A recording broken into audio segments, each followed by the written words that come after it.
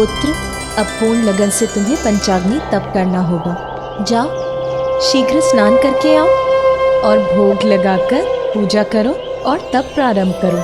अच्छा माँ, किंतु मुझे बहुत थकान हो रही है माँ। जिन्हें थकान विचलित कर दे उन्हें भगवान प्राप्त नहीं होते पुत्र। कर्म ही जीवन का मर्म है।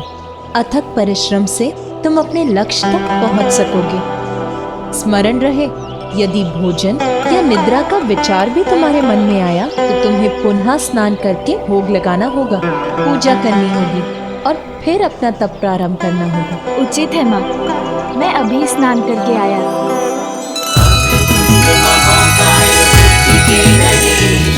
रिद्धि सिद्धिदायी विघ्नहर्ता श्री गणेश, सुमुख नाम प्रथम पूज्य देव तुम विशेष।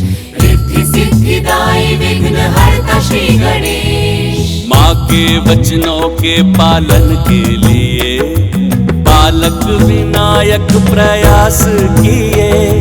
निद्रा से लड़ आए करके स्नान, तप स्थल पे प्रयास रख के लगे ध्यान। महाकाय बुद्धि के नरेश, रिद्धि सिद्धिदायी विघ्नहर्ता श्री गणेश। जय देव जय देव जय देव जय देव जय देव जय देव। उमा, क्या देख रही हो?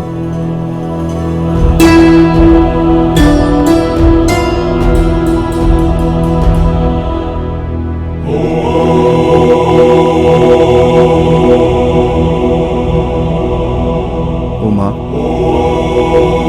गजानन को बहुत कठिन साधना में डाल दिया तुमने। गौरी, ये तप तो तुमने मुझे पाने के लिए किया था। हाँ स्वामी, जब मेरे वर्षों की तपस्या के बाद भी आप अपने ध्यान से नहीं उठे, तब देवताओं ने आपके हृदय में मेरे प्रति प्रेम जगाने के लिए कामदेव को भेजा और उन्होंने आप पर बाण चला दिया, किंतु आपने अपने तीसरे नेत्र की अग्नि से उन्हें भस्म कर दिया।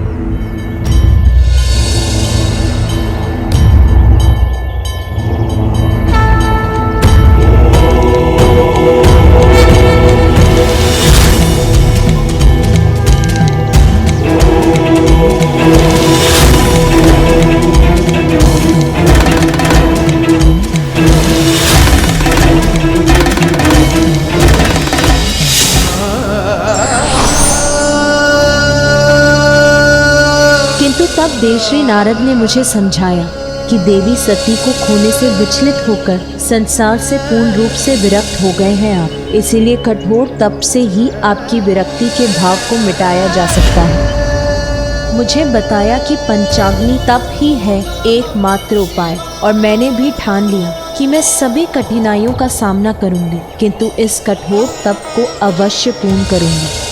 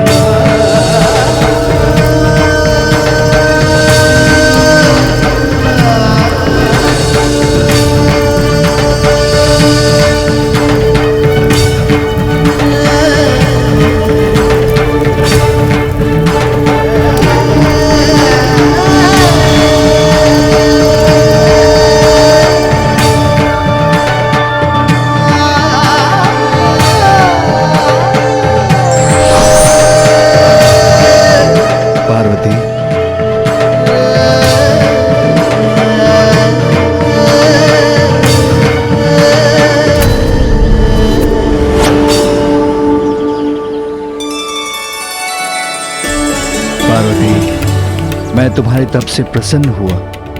कहो, क्या इच्छा है तुम्हारी?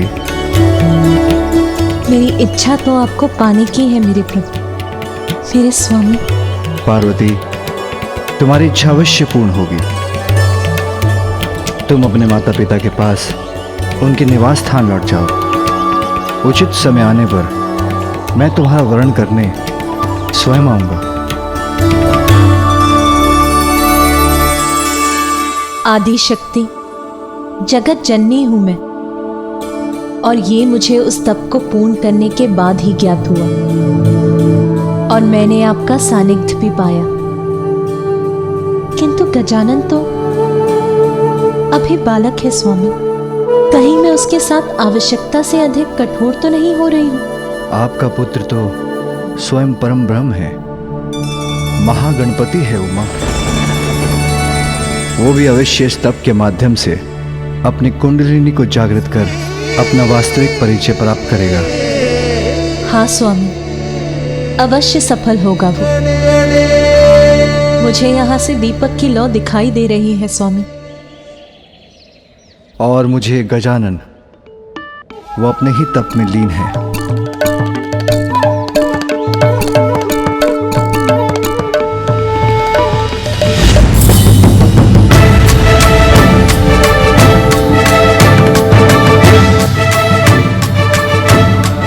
महादेव ने मुस्कुराकर ऐसा क्यों कहा कि गजानन तो अपने ही तप में लीन है?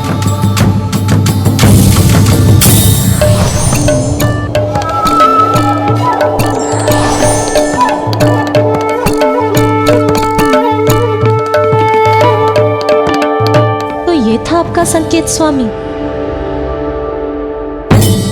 तप नहीं, वो तो निश्चिंता से फलार कर रहा है। कौन है ये शुक्राचार्य? असुरों के गुरु, ऋषि भृगु के पुत्र शुक्राचार्य, जिनकी प्रतिभा देखकर ऋषि अंगिरस ने उन्हें अपने शिष्य के रूप में स्वीकार किया और अपने पुत्र बृहस्पति के साथ उन्हें शिक्षा प्रदान की।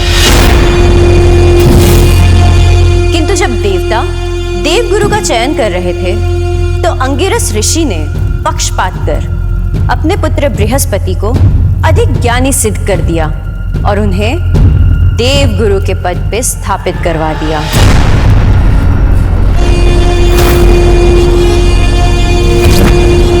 किंतु शुक्राचार्य बिना योग्यता के ही असुरों के कुलगुरु नहीं बने। अपने गुरु के पक्षपात से आहत होकर उन्होंने महादेव की घोर तपस्या की।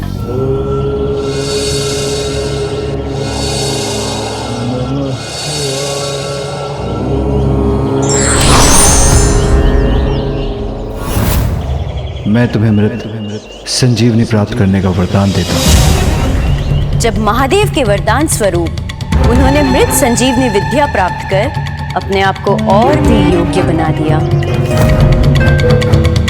तब से अब तक असुरों के कुल गुरु के पद पर स्थित है गुरु शुक्राचार्य। अनेकों बार देवताओं के साथ युद्ध में मृत असुरों को पुनर्जीवित किया है उन्होंने। विजय प्राप्ति हेतु असुरों का मार्गदर्शन किया है उन्होंने। इसलिए आप भी गुरु शुक्राचार्य की शरण में जाइए असुर सम्राट, और उनके सुझाव पर ही अपने आगे की योजना बनाइए।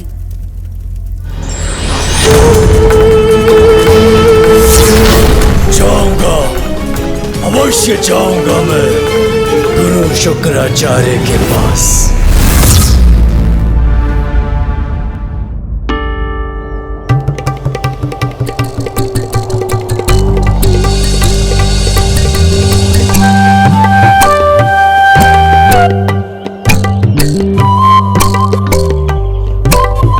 ये परछाई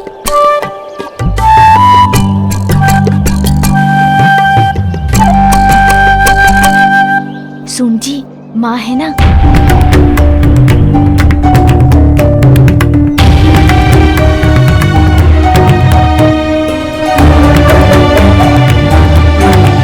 क्या हुआ गजानन, तुम अपने तप से क्यों उठ गए? और ये फल, ये पूजा की सामग्री? मैं तो साधना ही कर रहा था माँ, फिर मुझे भूख लगने लगी तो मुझसे रहा नहीं गया। किंतु आप चिंता मत कीजिए माँ, भोजन करने के बाद मैं पुनः स्नान कर अपनी साधना प्रारंभ करूँगा। आप निश्चिंत रहिए माँ, मैं पूर्ण कर लूँगा अपनी साधना। पुत्र, बाप के लिए छोड़ा हुआ कार्य कभी पूर्ण नहीं होता। लक्ष्य प्राप्ति के लिए तो अनेक चुनौतियों से संघर्ष कर उन पर विजय पानी होती है पुत्र। उसके बिना कभी सफलता प्राप्त नहीं होगी। और चुनौतियां तो कठिनाइयों का रूप लेकर ही प्रस्तुत होती हैं। कठोर साधना से साध कर ही उन्हें सरल बनाया जा सकता है पुत्र। क्या तुम शक्ति संपन्न नहीं होना चाहते पुत्र? अपनी शक्ति को पहचानो गजानन, उसको साध कर अपने वश में करो। पूर्ण निष्ठा से वो साधना करो गजानन जिसके लिए माता ने तुम्हें प्रेरित किया। होना चाहता हूँ माँ। भैया ने भी मुझसे कहा था मुझे अपनी शक्ति को पहचानना होगा। उसके लिए तो तुम्हें यह कठिन तप करना ही होगा पुत्र, क्योंकि सफलता कभी सुगम नहीं होती। उचित है माँ, अब कुछ भी हो जाए मैं अपने तप से नहीं डिगूंगा।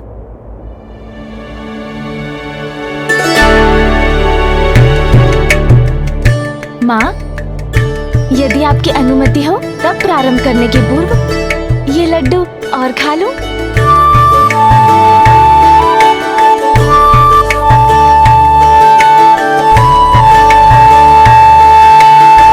पुत्र, तुम्हारे समक्ष दो मार्ग हैं।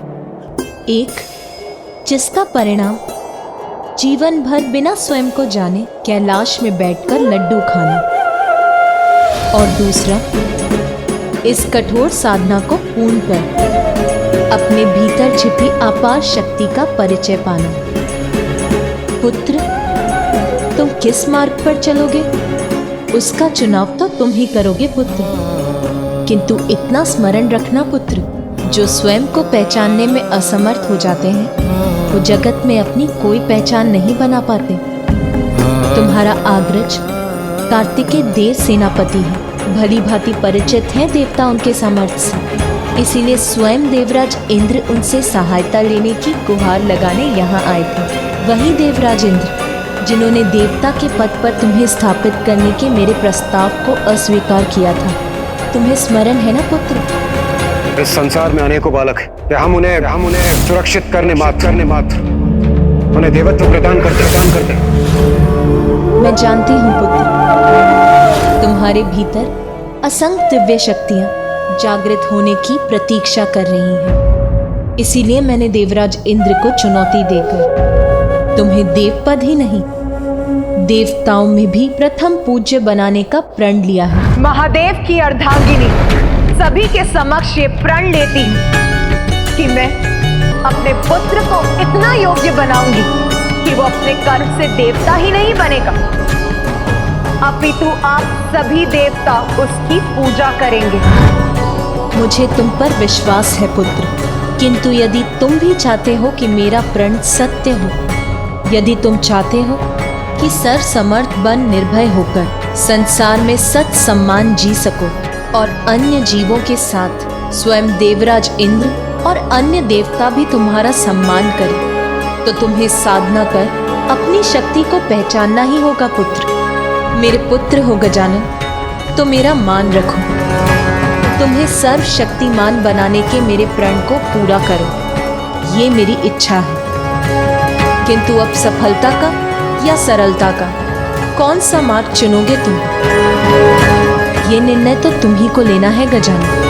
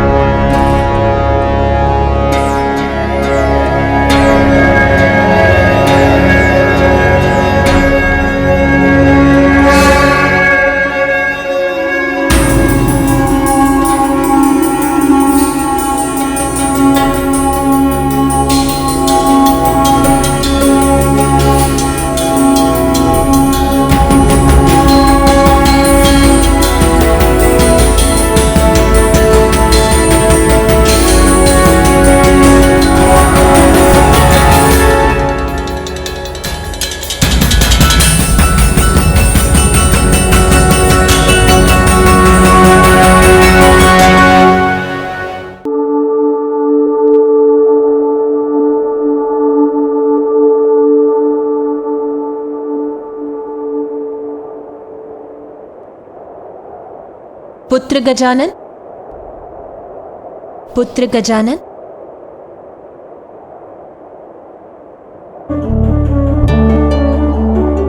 पुत्र गजानन,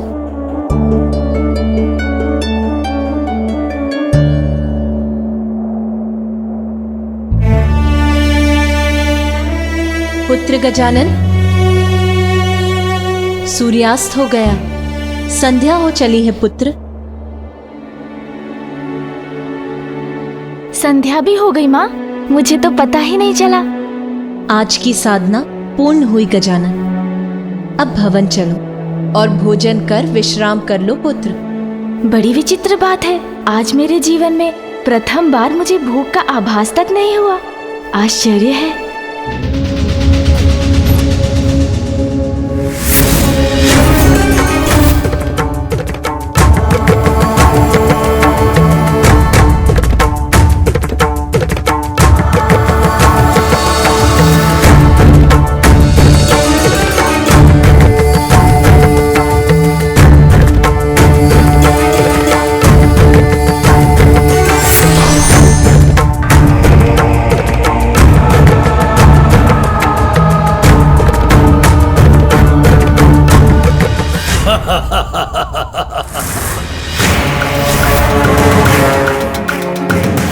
ये मूर्ख सिंदूरा हंस क्यों रहा है? कहीं इसकी बुद्धि तो नहीं फिर गई है? बुढ़िया सिंगिका, किसके पास ले आई हो मुझे? ये है वो महान गुरु, ये सहायता करेंगे मेरी। ये बुढ़ा जिसके पास मात्र एक ही नेत्र की दृष्टि है, वो भला असुर सम्राट सिंदूरा की सहायता कैसे करेगा? असुर सम्राट दृष्टि पर नहीं, बुद्धि पर ध्यान दीजिए और इनके ध्यान से उठने के पूर्व ही इनकी मन और बुद्धि को अपने वश में कर लीजिए।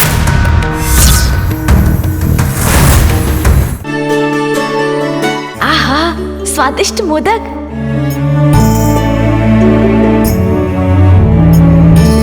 नहीं माँ। क्या हुआ पुत्र, तुमने मुझे और मोदक रखने से क्यों रोक दिया? क्योंकि अब मैं कम भोजन करूंगा। अधिक खाने से निद्रा और आलसपन का प्रभाव बढ़ता है।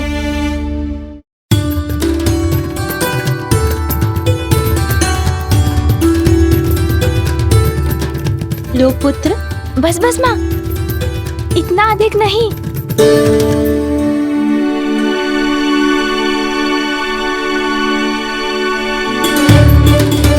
और थोड़ा लो पुत्र। बस, और नहीं माँ।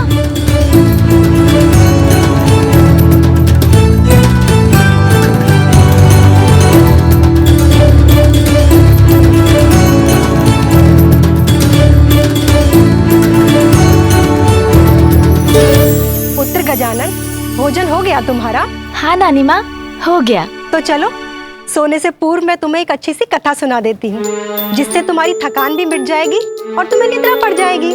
नहीं नानी माँ, कथा सुनने का समय नहीं है मेरे पास। मुझे तो अभी सोना है, क्योंकि अभी नहीं सोऊंगा तो भोर होते ही कैसे जागूंगा।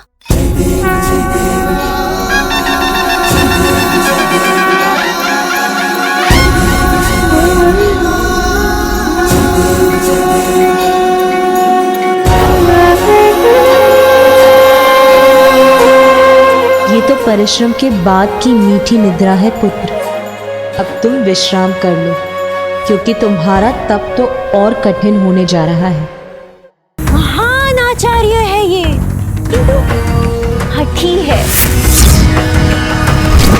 अपनी बुद्धि के अनुसार ही सब कुछ करते हैं ये, और केवल उसी पर कृपा करते हैं जो इनकी बात सुनता है और मानता है। और मैं तो अपने पिता ब्रह्मदेव की भी बात नहीं मानता हूँ। ये मेरी बात माने और मुझे उचित सुझाव दे, इसलिए मैं इनकी बुद्धि को अपने वश में कर लेता हूँ।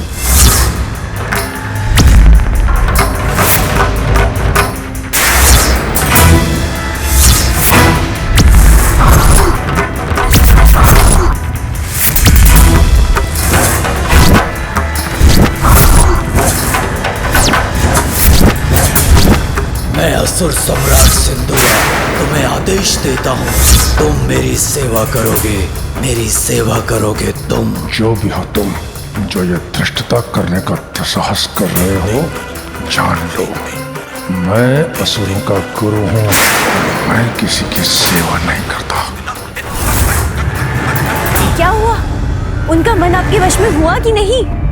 इस बुढ़िया ने कुछ नहीं सुना, अर्थात मेरे मन में प्रवेश कर मुझसे बात की ना।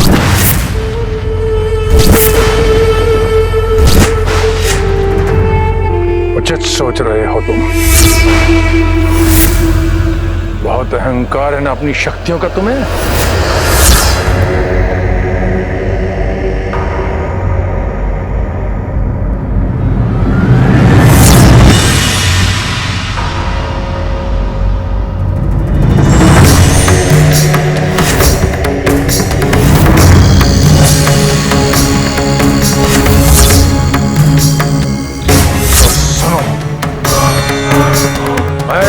श्राप देता हूं, जिस शक्ति का तुम्हें इतना अहंकार है वो तब तुम्हारे लिए व्यर्थ हो जाएंगी जब तुम्हें उनकी सबसे अत्यधिक आवश्यकता होगी।